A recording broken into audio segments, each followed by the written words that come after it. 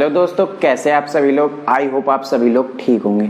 दोस्तों, आज की इस वीडियो में मैं आपको बताने वाला हूं विस्तास के chapter number 5 should wizard hit mommy के बारे में।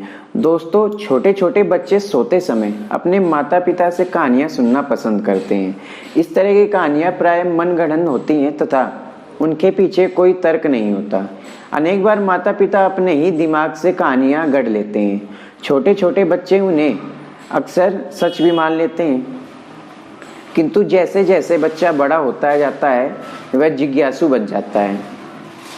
वह अनेकों प्रश्न पूछने लगता है, वह चीजों के कारण जानना चाहता है। कई बार माता पिता बच्चे के प्रश्न पूछने को एक अनादर मान लेते हैं। वे इसे हतोत्साहित करने की कोशिश करते हैं। वे चाहते हैं कि बच्चा हर उस बात को सच माने जो उससे कही जाए। क्या इस तरह का व्यवहार वांछनीय है? यह कहानी इसी प्रश्न को उठाती है। एक पिता अपनी बच्ची को अपने मन से ही बनाकर एक कहानी सुनाता है। बच्ची उसे अनेक बार टोक देती है। वह प्रश्न पूछने लगती है। जब भी वह ऐसा ही महसूस करती है कि कहानी गलत है, पिता स्वयं को एक भद्दी सी मध्य की स्थिति में फंसा हुआ पाता है। उसे समझ नहीं आता कि वह बच्ची वाली बात को मान ले अथवा अपनी बात पर ही अटल रहे। इस प्रकार कहानी एक नैतिक प्रश्न उठाती और इसका हल पाठक पर छोड़ देती। तो दोस्तों, आइए इस कहानी को स्टार्ट करते हैं। तो दोस्तों, शामों को और शनिवार को दोपहर की झपकियों के समय, जैसा कि आज भी था, जैक अपनी बेटी जो को अपने मन से गढ़कर कोई कहानी सुनाता था। यह रिवाज तब शुरू हुआ जब जो 2 वर्ष की थी। अब वह रिवाज लगभग 2 वर्ष पुराना हो चला था। अब जैक को अपना दिमाग खाली खाली सा लगने लगा था। प्रत्येक नई कहानी एक मौलिक कहानी का थोड़ा सा अलग रूपांतरण होता था। वह कहानी एक छोटे जीव के साथ शुरू होती थी जिसका नाम साधारणतः रोजर होता था। वह जीव रोजर मछली, रोजर गिलहरी, रोजर चिंपक या कोई अन्य रोजर हो सकता था। उसे कोई समस्या होती थी और वह इस समस्या को लेकर बूढ़े बुद्धिमान उल्लू के पास जाता था। उल्लू उसे जादूगर के पास जाने को कहता था और जादूगर कोई यंत्र मंत्र करता जिससे वह समस्या सुलझ जाती। तब वह भुगतान के रूप में सिक्कों की इतनी संख्या की मांग करता जो रोजर के पास के सिक्कों से ज्यादा होती। परंतु मांग रखने के साथ साथ वह रोजर को उस स्थान की तरफ जाने को कहता जहां अतिरिक्त सिक्के मिल सकते थे। फिर रोजर बहुत प्रसन्न हो जाता और वह अन्य जीवों के साथ अनेकों खेल खेलता।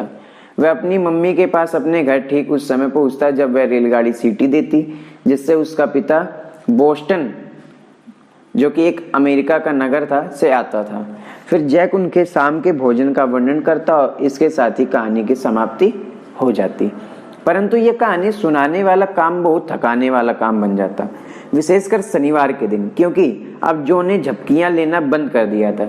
इस बात को जानते हुए जैक ऐसा महसूस करने लग गया कि यह प्रक्रिया अब बेकार की चीज बन गई थी।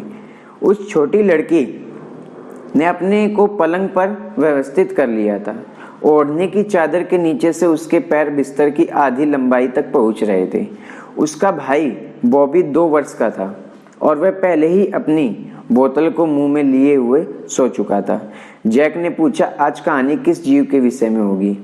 उसने कहा, रोजर। सोचने का दिखावा करते हुए जो ने अपनी आंखें बंद कर ली और दृढ़ता से बोली, स्कंक, एक नया जानवर, जो कि छोटा सा जीव था जिसके अंदर से तेज दुर्गंध आती थी। जो ने शायद अपने नर्सरी स्कूल में इन जानवरों के विषय में सुना था। इस बार कहानी का नायक एक नया जानवर था जिसके कारण जैक को कुछ देर सोचना पड़ गया। ठीक है, वह कहने लगा, एक समय की बात है, गहरे जंगलों में रोजर स्कंक नाम का एक नन्हा सा जीव रहा करता था और उससे इतनी गंदी गंध आती थी कि कोई भी अन्य छोटे जीव उसके पास नहीं खेलते थे। जब भी वह बाहर खेलने के लिए जाता तो सभी अन्य छोटे छोटे जानवर उससे दूर भाग जाते और रोजर स्कंक वहां अकेला ही खड़ा रह जाता और उसको आंखों से 2 छोटे से गोल आंसू और उसकी आंखों से 2 छोटे से गोल आंसू टपक पड़ते। क्या वह अब उल्लू से नहीं मिलेगा? जो ने पूछा। उसके बगल में पलंग पर बैठे हुए जैक को खुशी महसूस हुई कि वह जो को कोई सच्ची चीज बता रहा था, कोई ऐसी चीज जो को अवश्य जाननी चाहिए थी। इसलिए उसे कहानी को आगे बढ़ाने की कोई जल्दी नहीं थी। परंतु निचली मंजिल से कुर्सी घसीटने की आवाज आई और उसने समझ लिया कि उसे नीचे जाकर बैठने के कमरे के लकड़ी के कार्य को पेंट करने में क्लेयर की मदद करनी थी, जो कि जैक की पत्नी थी। तो फिर वह बहुत उदास होकर चल पड़ा और एक बहुत बड़े पेड़ के पास पहुंचा। पेड़ की सबसे ऊंची जगह पर एक बहुत बड़े आकार का बूढ़ा बुद्धिमान उल्लू बैठा था। श्री उल्लू जी, रोजर स्कंक बोला, सभी अन्य छोटे जानवर मुझसे दूर भाग जाते हैं क्योंकि मुझसे इतनी तेज दुर्गंध आती है। मैं इसके लिए क्या कर सकता हूँ? जादूगर जादूगर, जो चिल्लाई। आप जो डैडी कहानी सुना रहे हैं, क्या तुम डैडी को कहानी सुनाना चाहती हो? नहीं, आप मुझे सुनाइए। फिर लेट जाओ और सोने की कोशिश करो। चलो आगे बढ़ते हैं। उल्लू सोचता रहा और सोचता ही रहा। अंत में वह बोला, तुम जाकर जादूगर से क्यों नहीं मिलते? डैडी, क्या बात है? क्या यंत्र मंत्र सच्चे होते हैं? यह एक नया चरण था। अभी इसी पिछले महीने एक वास्तविकता जब उसने जो को बताया कि मकड़ियां छोटे छोटे कीड़ों को खाती हैं, जो वह अपनी माँ की तरफ घूमी और उससे पूछा, क्या वे सचमुच ऐसा करती हैं? और जब क्लेयर ने उसे बताया कि ईश्वर आकाश और उनके चारों तरफ विद्यमान था, तो वह अपने पिता की तरफ मुड़ी और एक चालाकी भरी परंतु उत्सुक मुस्कुराहट से हठपूर्वक पूछा, क्या ईश्वर सचमुच ही हर जगह है? वे कहानियों में सच्चे होते हैं, जैक ने रुखाई से जवाब दिया, जो ने कहानी के वर्णन में बाधा डाल दी थी। उल्लू ने कहा, अंधेरे जंगलों में से सेब के पेड़ों के नीचे से होते हुए दलदली जमीन में और किर्क के ऊपर से होते हुए जाओ। यह किर्क क्या होता है? एक छोटी सी नदी। नदी के ऊपर से जाओ और वहां जादूगर का घर होगा। और फिर उसी रास्ते से रोजर स्कंक गया, छोटा सा बूढ़ा आदमी जिसकी एक लंबी सफेद दाढ़ी थी और उसने एक नीला नुकीला हैट पहन रखा था। बाहर आया और बोला, तुम्हें क्या चाहिए? तुमसे बहुत दुर्गंध आ रही है। मैं जानता हूँ, रोजर स्कंक ने कहा, और सभी छोटे जानवर मुझसे दूर भाग जाते हैं। अंदर आ जाओ, किंतु मेरे ज्यादा नजदीक मत आओ। जादूगर ने कहा। अंदर जादू टोने का सामान पड़ा हुआ था, जिसे एक धूल भरे अव्यवस्थित ढेर में रखा गया था, क्योंकि उसके घर में कोई सफाई करने वाली नौकरानी नहीं थी। क्योंकि वह जादूगर था और बहुत बूढ़ा भी था।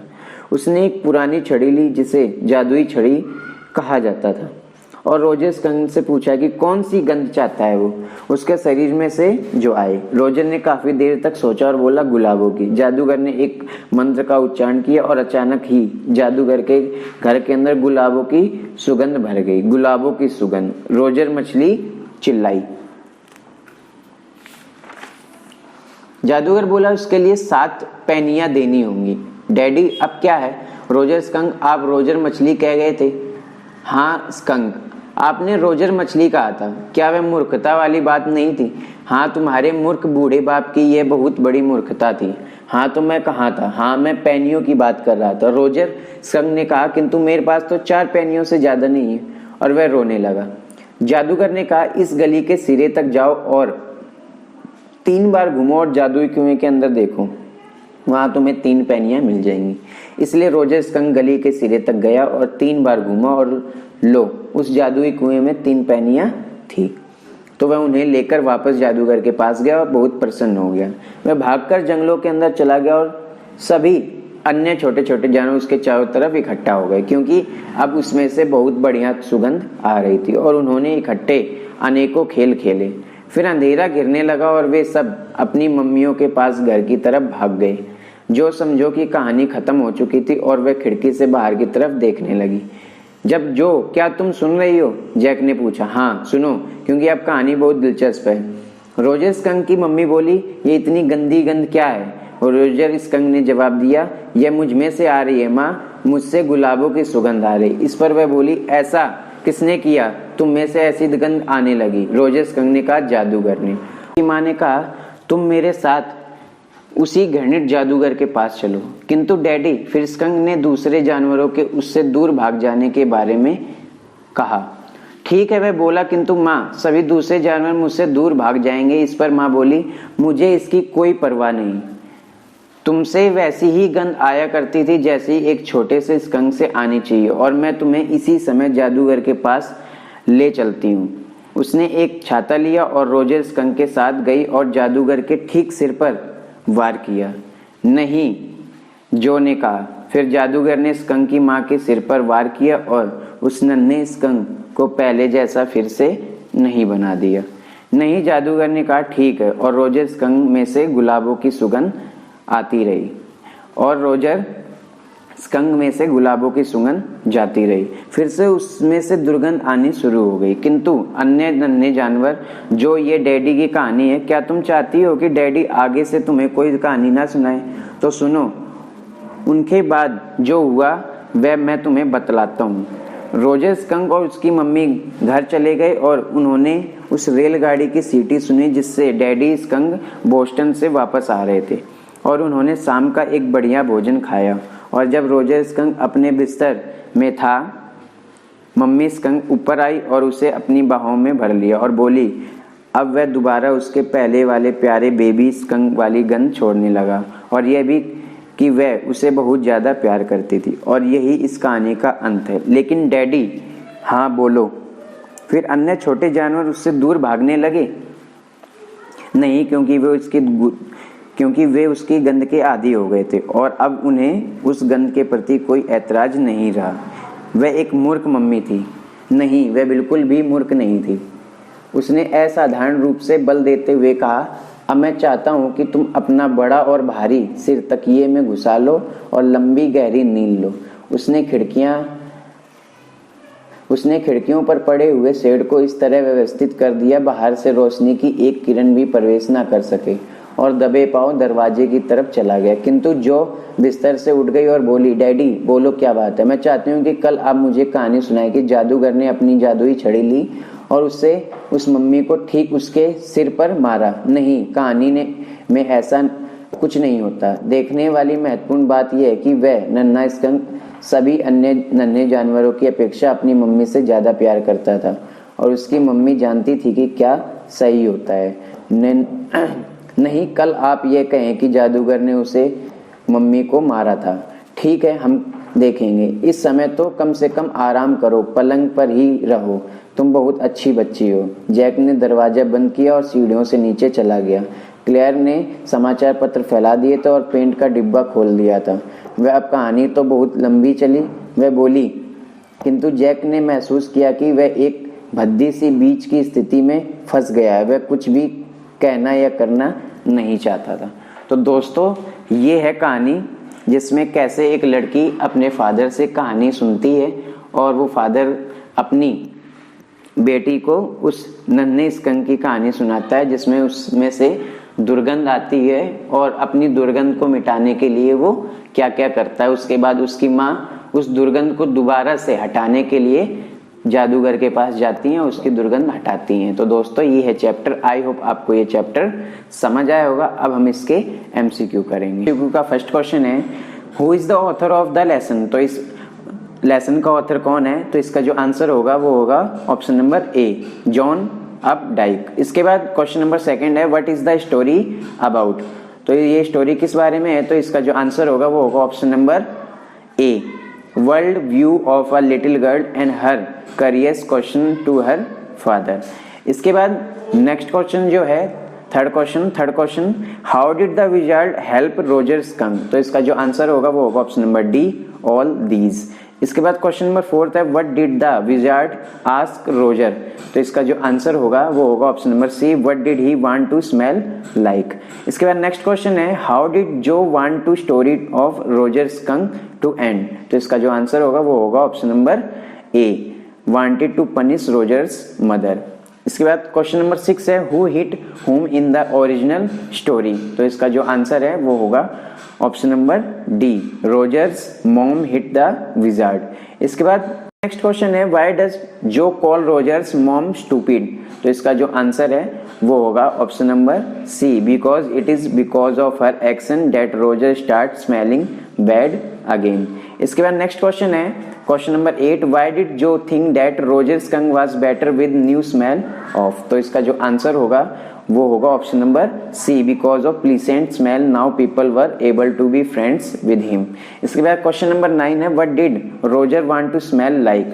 तो इसका जो आंसर है वो होगा ऑप्शन नंबर डी, रोज। इसके बाद लास्ट क्वेश्चन है, what kind of end Jo did want to Roger's story? तो इसका जो आंसर है वो होगा option number C, happy note. तो दोस्तों ये है चैप्टर, उसके एमसीक्यू। आई होप आपको ये समझ आया होगा। दोस्तों हमारे चैनल को लाइक शेयर और सब्सक्राइब करना